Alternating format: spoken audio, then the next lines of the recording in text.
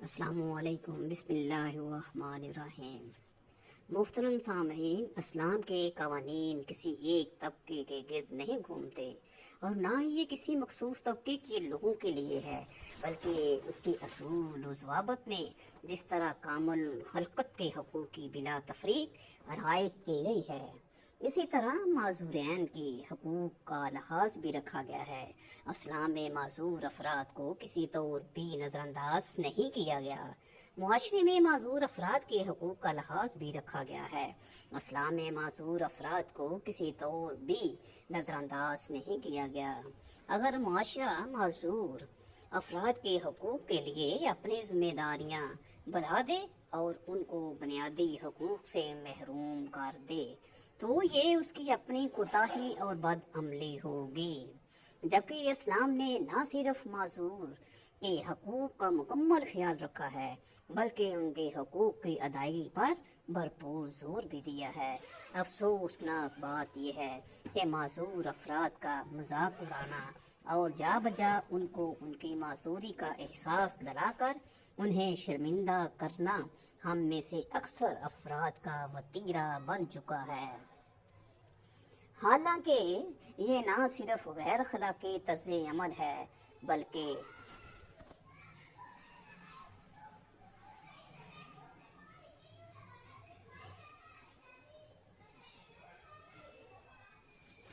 غیر شرعی اور غیر فطری بھی ہے اور عذاب الہی کو دعوت دینے کے مترادف ہے۔ چنانچہ امیر المومنین حضرت علی المرتضیٰ کرم اللہ وجہ الکریم فرماتے ہیں، ایک بار رسول اللہ صلی اللہ علیہ وآلہ وسلم نے حضرت ابن مسعود رضی اللہ تعالی عنہ کو پیلو کے درخت پر مسواک توڑنے کے لیے چڑھایا۔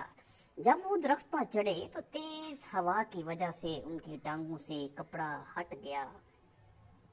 صحابہ اکرام میں سے کچھ جو وہاں موجود تھے جب انہوں حضرت ابن مسعود رضی اللہ تعالی عنہ کی پتلی ٹانگیں دیکھیں تو ہنسنے لگے۔ حضور سرور کائنات حضرت محمد مصطفیٰ صلی اللہ علیہ وآلہ وسلم نے ان سے پوچھا، تم لوگ کیوں ہنس رہے ہو؟ انہوں نے بتایا، ہم ان کی پتلی اور کمزور ٹانگیں دیکھ کر ہنس رہے ہیں۔ اس پر رسول اللہ صلی اللہ علیہ وآلہ وسلم نے جواباً ارشاد فرمایا، یہ میزان اعمال میں احد پہاڑ سے بھی زیادہ وزن کے حامل ہوں گے۔ یعنی رسول اللہ صلی اللہ علیہ وآلہ وسلم نے ان مذاق اڑانے والوں کی حوصلہ شکنی کر کے مذاق اڑانے سے باز رہنے کی ترغیب دی۔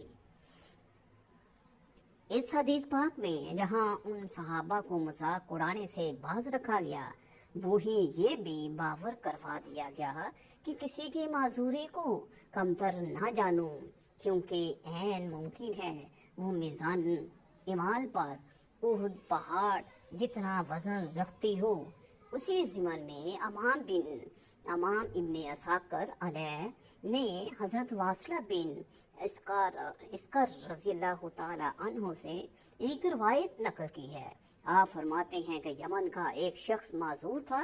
وہ سر سے گنجا بھینگا کوتاہ، گردن ٹیڑھے پاؤں والا، چھوٹے کانوں والا، بائیں ہاتھ سے کام کرنے والا، دبلا پتلا اور قدم کے اگلے حصے کا قریب والا اور ایڑیوں کی دوری والا تھا۔ ایک دن یہ شخص حضور نبی کریم صلی اللہ علیہ وسلم کی خدمت میں حاضر ہوا اور عرض کرنے لگا، یا رسول اللہ صلی اللہ علیہ وآلہ وسلم، مجھے بتلائیں اللہ نے مجھ پر کیا فرض کیا ہے۔ آپ صلی اللہ علیہ وآلہ وسلم نے اسے بتلایا تو کہنے لگا، میں اللہ کے ساتھ معاہدہ کرتا ہوں کہ اس کے فرائض میں کوئی اضافہ نہیں کروں گا۔ آپ نے فرمایا، کیوں؟ کہنے لگا، اس لیے کہ اس نے مجھے پیدا کیا اور میری شکل کو بگاڑ دیا۔ یہ کہہ کر وہ جانے کے لیے اٹھ کھڑا ہوا۔ اس سے پہلے کہ حضور نبی کریم صلی اللہ علیہ وسلم کچھ فرماتے، اللہ رب العزت نے حضرت جبرائیل امین علیہ السلام کو آپ کی خدمت میں بھیج دیا۔ حضرت جبرائیل امین علیہ السلام نے حاضر ہو کر کہا، اے محمد صلی اللہ علیہ وسلم، وہ ناراضگی کا اظہار کرنے والا آدمی کہاں ہے جس نے اپنے مہربان پروردگار پر ناراضگی دکھلائی ہے؟ اسے مبارک دیں کہ اللہ تعالیٰ نے اس کی ناراضگی کو قبول کیا ہے۔ پھر حضرت جبرائیل امین علیہ السلام نے عرض کیا، یا رسول اللہ صلی اللہ علیہ وسلم، آپ اس سے فرمائیں کیا تو اس بات پر راضی نہیں ہے کہ اللہ تعالیٰ تمہیں روز قیامت جبرائیل امین علیہ السلام کی صورت میں زندہ فرمائے؟ بس آپ نے اس شخص کو یہ خوشخبری ارشاد فرمائی تو وہ کہنے لگا، یا رسول اللہ صلی اللہ علیہ وسلم، میں راضی ہوں۔ بس اب تو میں اللہ عز و جل سے یہ معاہدہ کرتا ہوں کہ وہ میرے جسم پر اپنی خوشنودی سے جو حکم بھی فرمائے گا میں پیروی کروں گا۔ بس وہ خوش ہوا اور چلا گیا۔ یہ اس معذور شخص کے لیے کس قدر بڑا اعزاز ہے کہ اسے روزی قیامت حضرت جبرائیل امین علیہ السلام کی خوبصورت شکل و صورت عطا کی جائے گی اور پھر اسے جنت میں داخل کر دیا۔ یاد رکھیں، اس واقعے کو بیان کرنے کا مقصد یہ تھا کہ کبھی بھی اپنے ارد گرد موجود معذور افراد کو حقارت کی نگاہ سے نہ دیکھیں۔ کیا معلوم وہ اللہ عز و جل کے ہاں کس مقام اور مرتبے پر فائز ہیں۔ حضور نبی کریم صلی اللہ علیہ وسلم کی زندگی دنیا کے تمام انسانوں کے لیے ایک مثال ہے۔ حدیث کے اندر آتا ہے کہ جس کا مفہوم ہے کہ ایک بار آپ صلی اللہ علیہ وسلم چند صحابہ کے پاس سے گزرے، آپ نے صحابہ کرام کو دیکھ کر فرمایا کہ جو کچھ آخرت کے بارے میں مجھے معلوم ہے، اگر وہ حقیقت تمہارے سامنے آشنا ہو جائے تو تم لوگ ہنسنا بھول جاؤ گے اور ہر وقت روتے رہو گے۔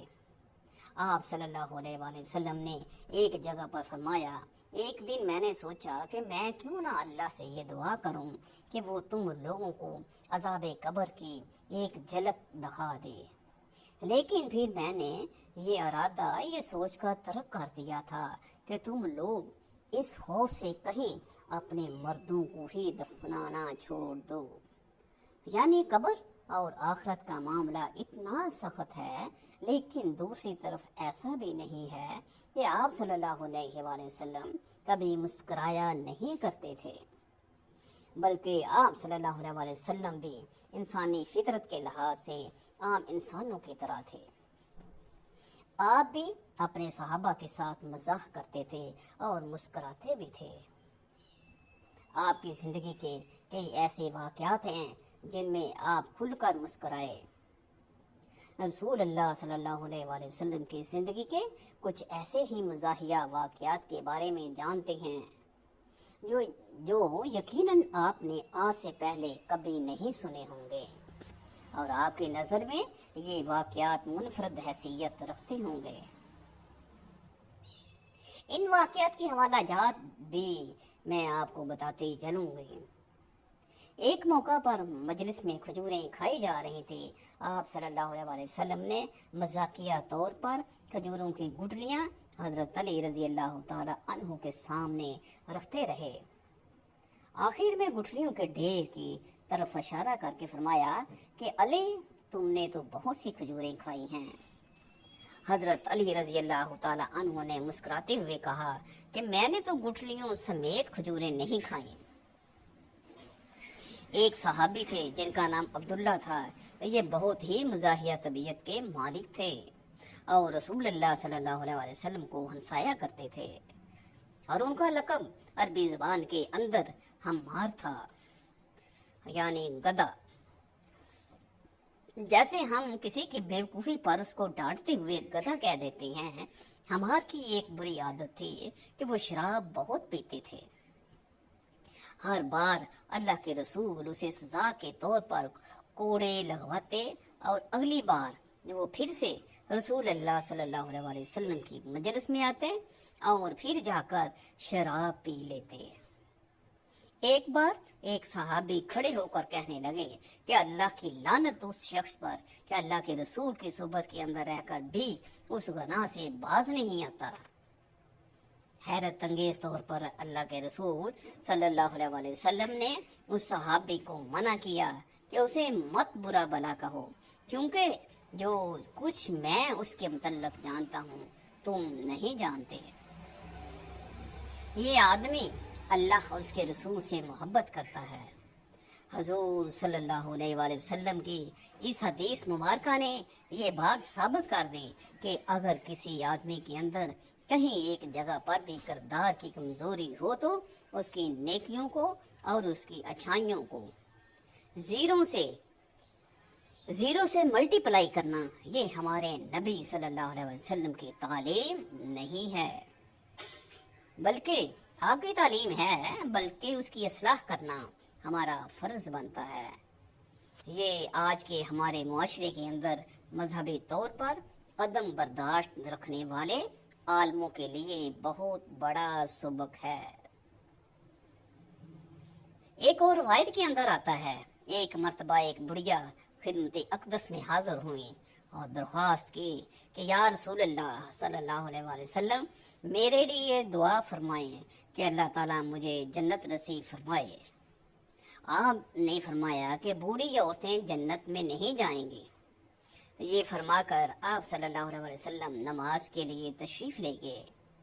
बुढ़िया ने हजूर सल्लल्लाहु अलैहि वसल्लम के अल्फाज सुनते ही ज़ारो कतार रोना शुरू कर दिया। आप सल्लल्लाहु अलैहि वसल्लम नमाज से फारिग होकर तशरीफ लाए तो उम्मुल मोमिनीन हजरत आयशा सदीका रज़ी अल्लाह तआला अन्हा ने अर्ज किया, या रसूल अल्लाह सल्लल्लाहु अलैहि वसल्लम, जब से आपने फरमाया कि बूढ़ी औरतें जन्नत में नहीं जाएंगी, ये बुढ़िया रो रही है, परेशान है। आप सल्लल्लाहु अलैहि वसल्लम मुस्कुराए और फरमाया, उसे कह दो कि बूढ़ी औरतें जन्नत में जाएंगी मगर जवान होकर। जामे तिर्मिज़ी के अंदर एक हदीस है कि एक सहाबी ने रसूल अल्लाह सल्लल्लाहु अलैहि वसल्लम के पास आकर फरमाया कि अल्लाह के रसूल, मुझे एक सवारी दे दें। आपने हुक्म दिया कि उसे ऊँटनी का बच्चा दे दो। उन सहाबी ने ये सुनकर जवाब दिया कि अल्लाह के रसूल, मैं इस बच्चे को क्या करूँगा, मुझे तो सवारी चाहिए।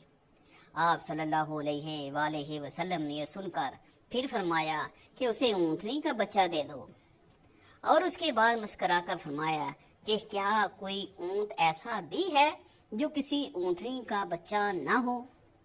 यानी मफहूम ये है कि जो भी ऊँट है आखिरकार बच्चा तो वो ऊँटनी का ही होता है। एक और हदीस मुबारका में आता है कि आप सल्लल्लाहु अलैहि वसल्लम के एक सहाबी थे जो कि बद्दू थे, यानी बिल्कुल अनपढ़ और ज़हनी तौर पर भी कमज़ोर और शक्ल सूरत के लिहाज से भी प्यारे नहीं थे। लेकिन जब वो आप सल्लल्लाहु अलैहि वसल्लम के पास आते हैं तो आप उससे बहुत ही मोहब्बत और शफकत करते हैं। उसकी कमर को थपथपा कर कहते हैं कि ये फलां गाँव के अंदर इस्लाम की तबलीग के लिए हमारा नुमाइंदा है। अब वो सहाबी बेचारे क्योंकि बहुत ही सीधे थे तो इतने बड़े मजमे के अंदर अपनी तारीफ सुनकर वो और चौड़े हो जाते हैं। ये देहात से मदीना के अंदर लाकर अपना सामान बेचा करते और रसूल अल्लाह सल्लल्लाहु अलैहि वसल्लम के लिए भी तोहफे लाया करते थे। एक बार इसी तरह से बाजार के अंदर खड़े वो अपना सामान बेच रहे थे कि आप सल्लल्लाहु अलैहि वसल्लम ने उसे पीछे से जाकर उसकी आंखों पर हाथ रखकर उनको पकड़ लिया। वो डरने लगे और कहने लगे कि मुझे छोड़ दो, मुझे छोड़ दो। लेकिन जब उन्होंने पीछे मुड़कर देखा तो आप सल्लल्लाहु अलैहि वसल्लम हैं, तो उसने अपने हाथों को आपके पेट के गिर्द लपेट लिया और आपसे मोहब्बत की वजह से इसी तरह से आपसे चिमट गया। आप सल्लल्लाहु अलैहि वसल्लम ने मजाक में फरमाया कि कौन है जो कि मेरे इस गुलाम को खरीदेगा। वो सहाबी बोले कि अल्लाह के रसूल, आपका ये गुलाम बहुत ही बदशक्ल है, आपको उसकी बहुत ही कम कीमत मिलेगी। आपने फरमाया कि तो लोगों की नज़र के अंदर खूबसूरत नहीं है, لیکن اپنے ایمان کی وجہ سے اللہ کی نظر کے اندر بہت ہی خوبصورت ہے۔ شمائل ترمذی کے اندر ایک اور حدیث ہے کہ غزوہ خندق کے موقع پر جب سامنے کفار مکہ خندق کے دوسری طرف حملے کے لیے تیار بیٹھے تھے، آپ صلی اللہ علیہ وسلم نے حضرت سعد سے فرمایا جو کہ آپ کے ماموں تھے کہ اے سعد بن ابی وقاص، میری ماں باپ آپ پر قربان ہوں، ان کافروں پر تیر چلاؤ۔ حضرت سعد رضی اللہ تعالی عنہ نے تیر چلانے شروع کیے تو ایک کافر بار بار اپنے ڈھال سے ان کو روک لیتا۔